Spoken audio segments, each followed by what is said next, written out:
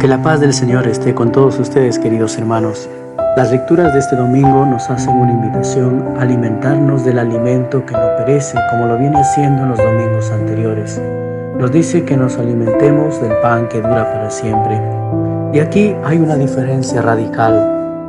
Dios nos alimenta y lo contrario a Dios se alimenta de nosotros. Es decir, los ídolos son contrarios a Dios y ellos se alimentan de cada ser humano.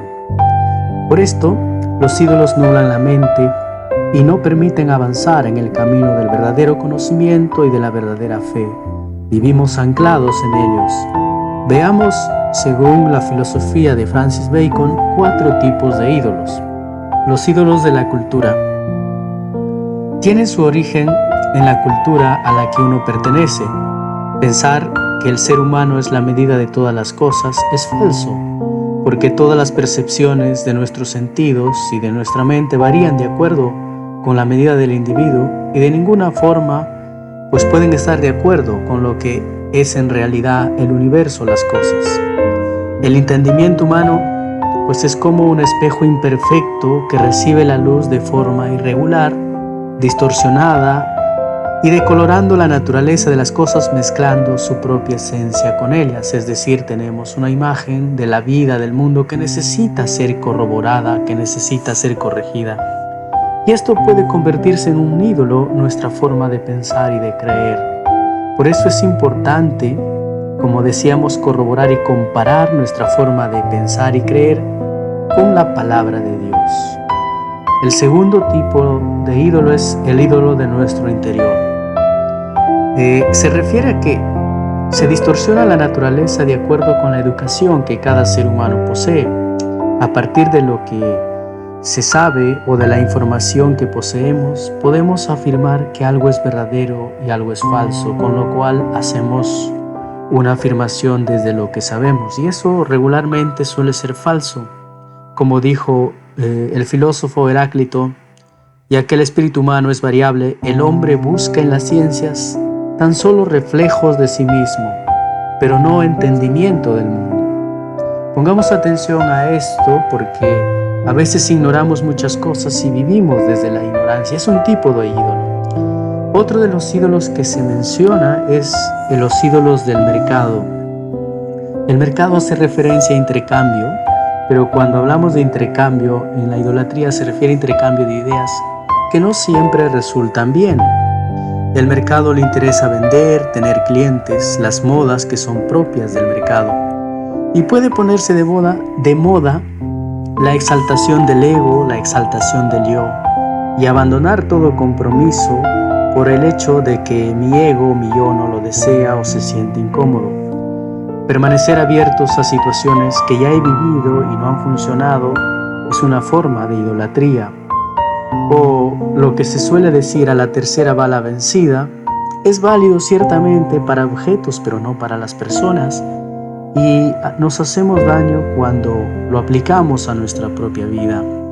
Y por esto el mercado nos da muchas ideas, muchos estilos de vida nos proponen, y eso sería como una avalancha de palabras o de estilos de vida que simplemente hacen una fuerza y hacen violencia al entendimiento, confundiéndolo y llevándolo a interminables fantasías e ideas vacías o vacuas que lo único que hacen es apartarnos del bien y de la verdad.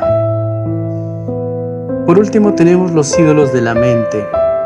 Se llaman así precisamente porque se considera que los sistemas de pensamiento que recibimos sin más, sin analizarlos, sin criterio, no son sino representaciones teatrales que no hacen más que mostrar mundos de la propia creación, irreales y cautivantes, lo que a veces mucha juventud de hoy vive o cree o desea, un mundo de fantasía donde nadie sufre, no hay ninguna necesidad, no hay ningún problema. De hecho, hay personas que desean ese estilo de vida, un paraíso en la tierra, que encuentren una persona que les dé prácticamente lo que necesita su corazón, algo que es imposible.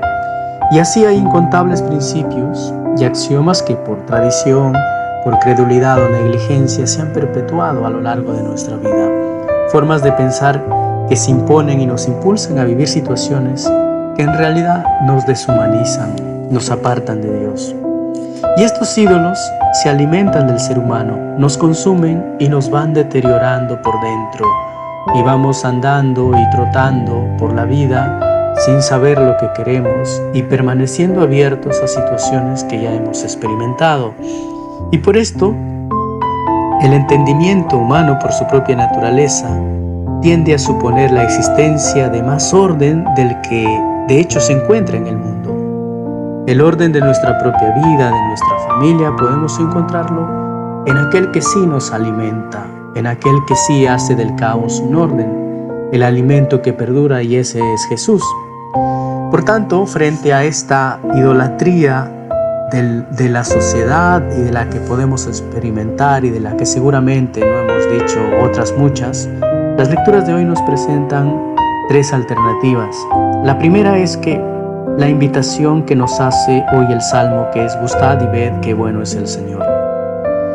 El que se alimenta del bien no se deja convencer del mal ni del demonio. La invitación es a que aprovechemos el pan de la vida. Después de que Cristo sea Rey en nuestra alma, no habrá más idolatría ni más pecado. Por el contrario, habrá más cercanía a Dios.